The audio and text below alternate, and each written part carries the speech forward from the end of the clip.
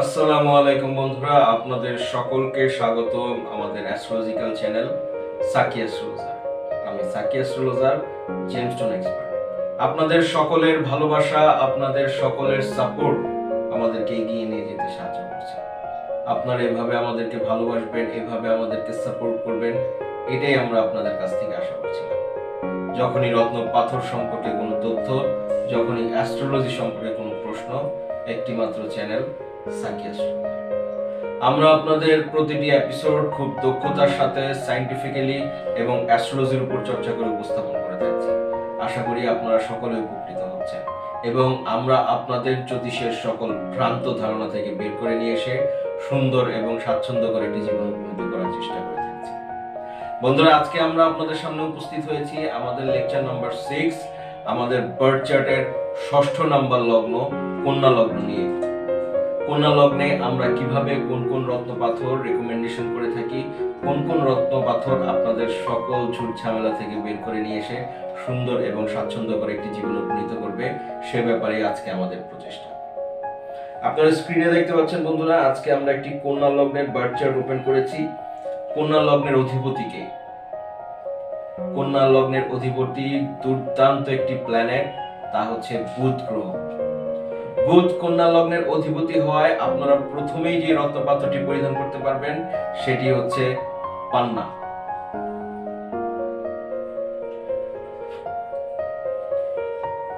Emerald দুর্দান্ত একটি রত্নপাথর বন্ধুরা। বিশেষ করে কন্যা লগ্নের ক্ষেত্রে আপনাদের বুধ গ্রহটি যদি 6ষ্ঠ, 8ম এবং 12 ঘরেও চলে যায়, তারপরেও অবশ্যই আপনারা বুধ গ্রহের রত্নপাথর পান্না অবশ্যই ব্যবহার করুন। দুর্দান্ত রেজাল্ট বন্ধুরা। কন্যা লগ্নের অধিপতি যারা আছেন তারা বেসিক্যালি খুব ইন্টেলিজেন্ট হয়ে থাকে।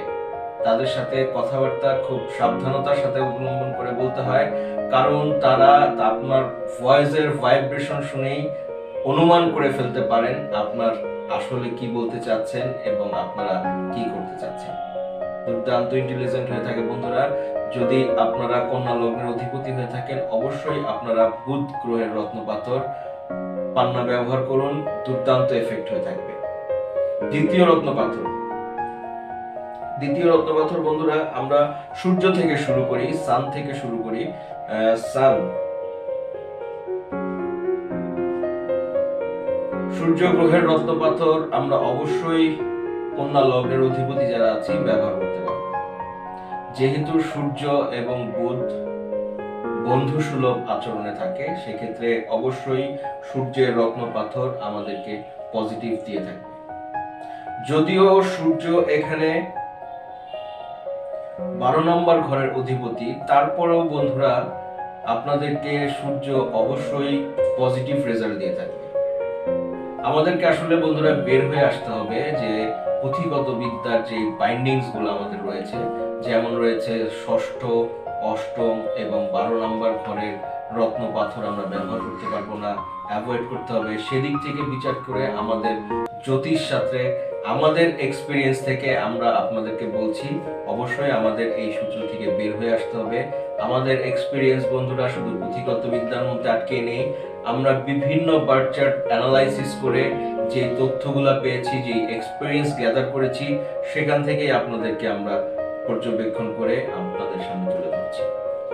এবার আসুন বন্ধুরা, দ্বিতীয় রত্নপাথর চন্দ্রের রত্নপাথর পার্ল। আমরা কি পার্ল ব্যবহার করতে পারবো? চন্দ্রের রত্নপাথর পার্ল দুর্দান্ত একটি রত্নপাথর বন্ধুরা। যদিও এখানে বার্থ চার্ট সাপেক্ষে চন্দ্র গ্রহটি 11 নম্বর ঘরের অধিপতি, অবশ্যই আমরা পার্ল ব্যবহার করতে পারবো। কন্যা লগ্নের ক্ষেত্রে দেখা যায় বন্ধুরা, কন্যা লগ্নের জাতক জাতিকা যারা আছেন তারা বেসিক্যালি একটু রোমান্টিক হয়ে থাকে। সেক্ষেত্রে আমরা সাদা মুক্তা ব্যবহার না করে একটু পিঙ্কিশ পার্ল যদি ব্যবহার করি, দুর্দান্ত রেজাল্ট পেয়ে থাকবো। এবার আসুন দেবগুরু বৃহস্পতি রত্নপাথর ইয়েলো সাফায়ার কোকরাজকে আমরা ব্যবহার করতে পারবো। জুপিটারের রত্নপাথর আমরা ব্যবহার করতে পারবো বন্ধুরা, তবে বার্থ চার্ট সাপেক্ষে দেখতে হবে আমাদের বৃহস্পতি গ্রহটি কোথায় আছে। দিকবলি আছে কিনা কেন্দ্র অধিপতি দোষে সে আসক্ত আছে। যদি এরকম কোনো প্রবলেম থাকে সেক্ষেত্রে আমাদেরকে অ্যাভয়েড করতে হবে বন্ধুরা। অন্যথায় যে কোনো ঘরে থাকুক আমরা অবশ্যই দেবগুরু বৃহস্পতির রত্নপাথর ইয়েলো সাফায়ার অবশ্যই ব্যবহার করতে হবে। এবার আসুন জেনে নেই মঙ্গল গ্রহের অধিপতি মার্স রেড কোরাল রক্তপ্রবাল আমরা ব্যবহার করতে পারবো।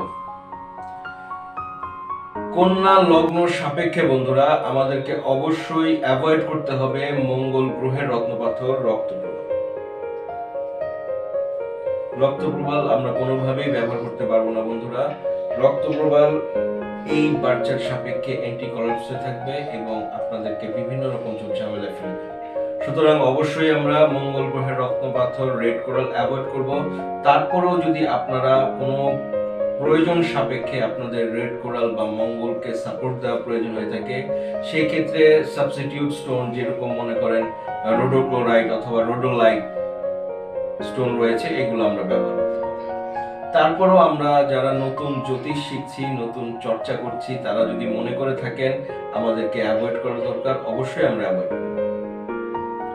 এবার আসুন বন্ধুরা আমরা এর পরের রত্নপাথর জেনে নেই শুক্র গ্রহের রত্নপাথর ডায়মন্ড হীরা আমরা অবশ্যই ব্যবহার করতে পারবো বন্ধুরা। আমাদের গত এপিসোডগুলোতে আমরা আপনাদেরকে জানিয়েছি লেকচারে ডায়মন্ডের উপকারিতা ডায়মন্ড কিভাবে প্রভাব করে থাকে সেক্ষেত্রে বিবেচনা করলে অবশ্যই আমরা ডায়মন্ড ব্যবহার করতে পারবো এবং ডায়মন্ড কন্যা লগ্নের ক্ষেত্রে অবশ্যই আপনাকে দুর্দান্ত রেজাল্ট দিয়ে থাকবে।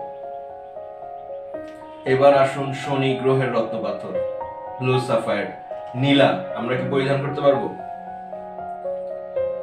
নীলা আমরা অবশ্যই পরিধান করতে পারবো বন্ধুরা, যেহেতু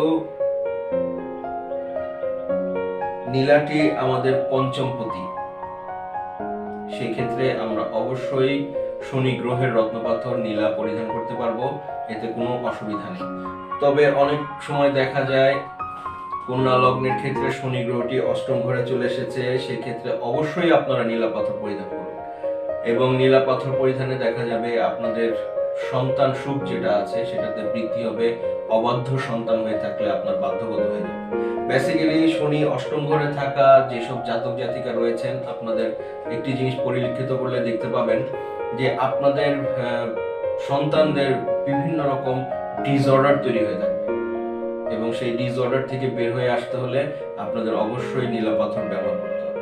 সুতরাং বন্ধুরা আমরা জেনে গেলাম আমাদের কন্যা লগ্নের ক্ষেত্রে কোন কোন রত্নপাথর পরিধান করতে পারবো।